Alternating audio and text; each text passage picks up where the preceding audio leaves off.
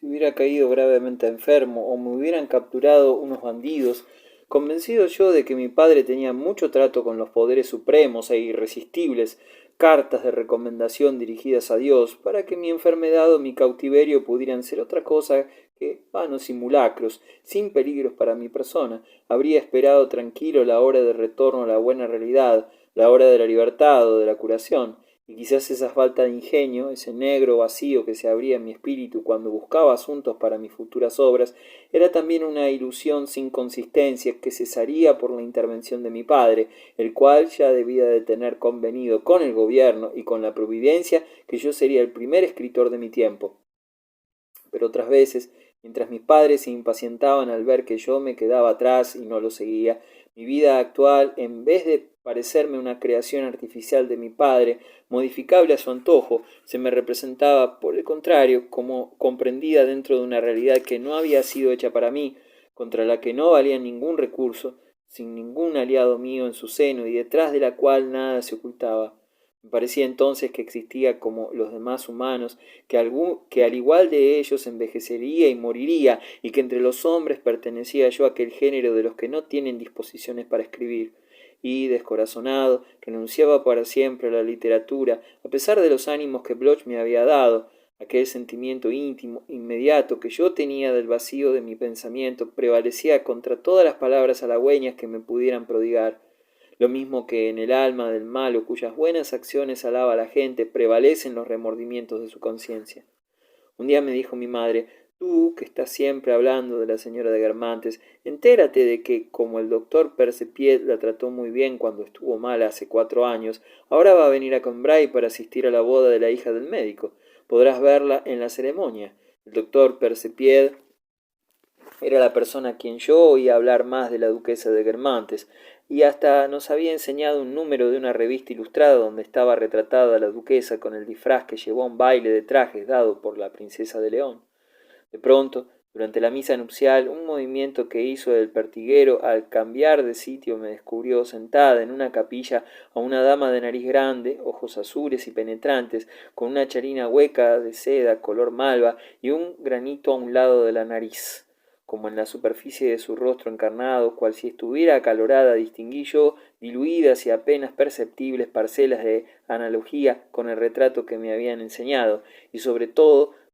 como los rasgos particulares que yo notaba en ella, al tratar de enunciarlos, se formulaban cabalmente en los mismos términos: nariz grande, ojos azules, que había empleado el doctor Percepied para describir a la duquesa de Guermantes. Me dije yo que aquella dama se parecía a la señora de Guermantes. Además, la capilla desde donde oía misa era la de Gilberto el Malo, en cuyas lisas tumbas deformadas y doradas como alvéolos de miel descansaban los antiguos condes de Brabante, y que me habían dicho estaba reservada a la familia Guermantes cuando alguno de sus individuos iba con Bray a alguna ceremonia. Pero mente no podía haber más que una mujer que se pareciese al retrato de la duquesa, que estuviese allí aquel día, un día precisamente en que tenía que ir a Combray, y en aquella capilla. Sí, era ella. Muy grande fue mi desencanto. Nacía de que yo nunca me había fijado, cuando pensaba en la señora de Guermantes, en que me la representaba con los colores de un tapiz o de una vidriera en otro siglo, y de materia distinta al resto de los mortales. Nunca se me ocurrió que pudiera tener una cara encarnada y una chalina malva, como la señora de Sacerad, y el óvalo de su rostro me recordó a tantas personas vistas de casa, que me rozó la sospecha, enseguida disipada, de que aquella dama en su principio generador y en todas sus moléculas quizás no era substancialmente la duquesa de Guermantes, sino que su cuerpo, ignorante del nombre que le daba, pertenecía a cierto tipo femenino que abarcaba igualmente a mujeres del médico y de tendero, y esa, nada más que esa, es la duquesa de Guermantes, decía la cara atenta y asombrada que ponía yo para contemplar aquella imagen que, naturalmente, no tenía nada que ver con la otra, que, bajo el nombre de la duquesa de Guermantes, se había aparecido tantas veces en mis sueños, porque esta cara no la había yo formado arbitrariamente, sino que me había saltado a los ojos por vez primera, un momento antes en la iglesia, que no era de la misma naturaleza, colorable a voluntad como aquella, que se dejaba empapar en el tinte anaranjado de una sílaba, sino que era tan real que todo, hasta el granito que se inflamaba en un lado de su nariz, atestiguaba su sujeción a las leyes de la vida, como en una apoteosis de teatro, una arruga del traje de hada o un temblor de su dedo meñique delatan la presencia material de una actriz viva allí donde dudábamos si teníamos delante tan solo una proyección luminosa. Pero al mismo tiempo a aquella imagen clavada por su nariz saliente y su mirada penetrante en mis ojos, quizás porque mis ojos fueron los primeros que la descubrieron, los que antes la penetraron, antes de que se me pudiera ocurrir que la mujer que tenía delante pudiera ser la duquesa de Guermantes. Aquella imagen reciente, inconmovible, intenté aplicar la idea de que era la señora de Guermantes, sin lograr otra cosa que hacerla girar enfrente de la imagen como dos discos separados por un intervalo. Pero al ver ahora que aquella señora de Guermantes con la que tanto había soñado existía realmente fuera de mí, cobró mayor dominio aún en mi imaginación que, paralizada un momento al contacto de una realidad tan distinta de la que esperaba, empezó a reaccionar y a decirme: ya cubiertos de gloria antes de Carlomagno, los Guermantes tenían derecho de vida y muerte sobre sus vasallos. La duquesa de Guermantes es una descendiente de Genoveva de Brabante. No condescendería a conocer a ninguna de las personas que aquí están. Y, oh, maravillosa independencia de las miradas humanas, sujetas al rostro por un cordón tan largo, tan suelto, tan extensible, que puede pasearse ellas solas muy lejos de él. Mientras que la señora de Guermantes estaba sentada en la capilla encima de las tumbas de sus antepasados muertos, su mirada vagaba acá y allá, subía por los pilares y hasta se posaba en mí como un rayo de sol que errara por la nave, pero rayo de sol que me parecía conscientemente en el momento de acariciarme. En cuanto a la propia señora de Guermantes, como quiera que estaba inmóvil, sentada a modo de madre, que hace como que no ve las audaces travesuras de los indiscretos atrevimientos de sus niños, que juegan y hablan con personas desconocidas, me fue imposible saber si aprobaba o censuraba en el ocio de su espíritu la errabundez de aquellas miradas. Tenía interés en que no se marchara antes de que yo la hubiera podido mirar bastante, porque me acordaba que desde años antes consideraba al verla cosa muy codiciada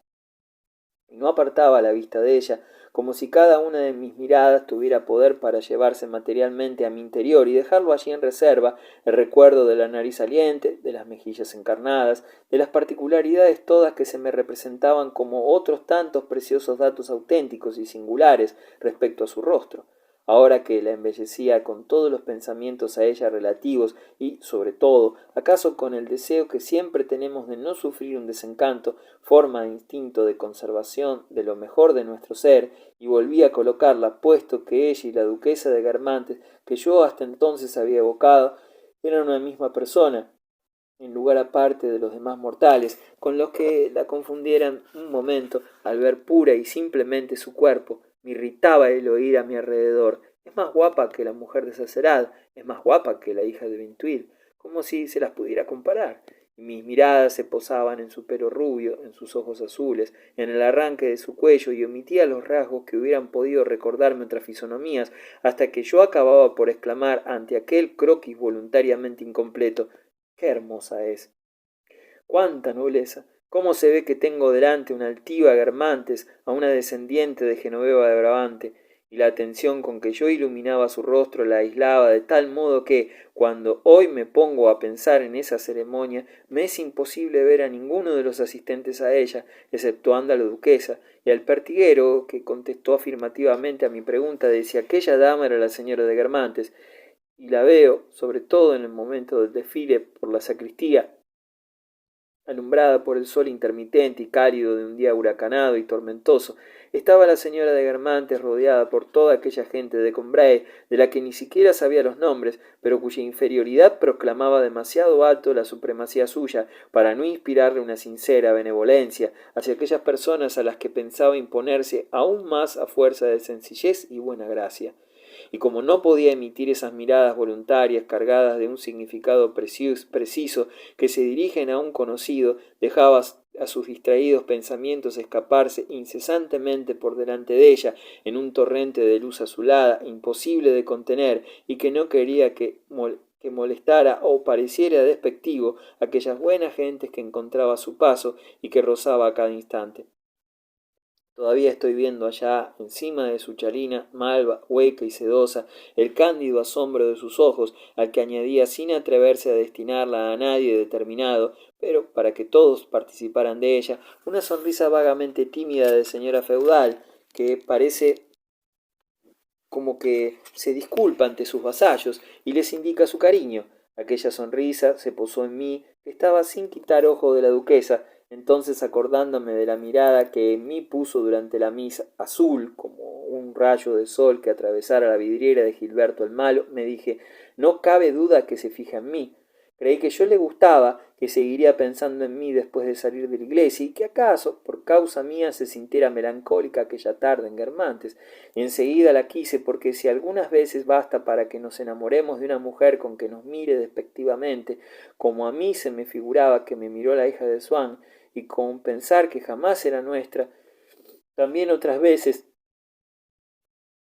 no requiere el enamorarse más que una mirada bondadosa, como la de la señora de Guermantes, y la idea de que acaso esa mujer sea nuestra algún día. Sus ojos azuleaban como una vinca per vinca, imposible de coger, pero que, sin embargo, era para mí, y el sol, amenazado por un nubarrón, pero asaeteado aún con toda su fuerza, la plaza y la sacristía daban una coloración de granito a la alfombra roja puesta para la solemnidad, y por encima de la cual avanzaba sonriente la duquesa de Guermantes, y añadía a su lana un vello rosado, una epidermis de luz, esa especie de ternura, de seria dulzura en la pompa y en el gozo, característico de algunas páginas del Lohengrin y de ciertas pinturas de Carpaccio, y que explican por qué Baudelaire pudo aplicar al sonido de la corneta el epíteto de delicioso. Desde aquel día, a mis paseos por el lado de Guermantes, sentí con mayor pena que nunca carecer de disposiciones para escribir y tener que renunciar para siempre a ser un escritor famoso. La pena que sentía mientras mientras me quedaba solo, soñando, a un lado del camino, era tan fuerte que para no padecerla mi alma espontáneamente, por una especie de inhibición ante el dolor, dejaba por completo de pensar en versos y en novelas, en un porvenir poético que mi falta de talento me vedaba esperar. Entonces, y muy aparte de aquellas preocupaciones literarias, sin tener nada que ver con ellas, de pronto un tejado, un reflejo de sol en una piedra, el olor del camino, hacíanme pararme por el placer particular que me causaban y además porque me parecía que ocultaban por detrás de lo visible una cosa que me invitaban a ir a coger, pero que a pesar de mis esfuerzos no lograba descubrir. Como me daba cuenta de que ese algo misterioso se encerraba en ellos, me quedaba parado, inmóvil, mirando, anheloso, intentando atravesar con mi pensamiento la imagen o el dolor, y si tenía que echar a correr detrás de mi abuelo para seguir el paseo, hacíalo cerrando los ojos, empeñando en acordarme exactamente de la silueta del tejado o del matiz de la piedra, que, sin que yo supiera por qué, me parecieron llenas de aguas casi a punto de abrirse y entregarme aquello de que no eran ellas más que su vestidura. Claro que impresiones de esa clase no iban a restituirme la perdida esperanza de poder ser algún día escritor y poeta, porque siempre me referían a un objeto particular sin valor intelectual y sin relación con ninguna verdad abstracta, pero al menos proporcionábame un placer irreflexivo, la ilusión de algo parecido a la fecundidad, y así me distraían de mi tristeza, de la sensación de impotencia que experimentaba cada vez que me ponía a buscar un asunto filosófico para una magna obra literaria. Pero el deber de conciencia que me imponían esas impresiones de forma, de perfume o de color, intentar discernir lo que tras de ellas se ocultaba, era tan arduo que enseguida me ponía excusas a mí mismo para poder sustraerme de esos esfuerzos y ahorrarme ese cansancio. Por fortuna entonces me llamaban mis padres y yo veía que en aquel momento carecía de la tranquilidad necesaria para proseguir mi rebusca y que más valía no pensar en eso hasta que volviera a casa y no cansarme inútilmente por adelantado. Y ya no me preocupaba de aquella cosa desconocida que se envolvía en una forma o en un aroma y que ahora estaba muy quieta porque la llevaba a casa protegida con una capa de imágenes y luego me la encontraría viva como los peces que traía cuando me dejaban ir de pesca en mi cestito bien cubiertos de hierba que los conservaba frescos.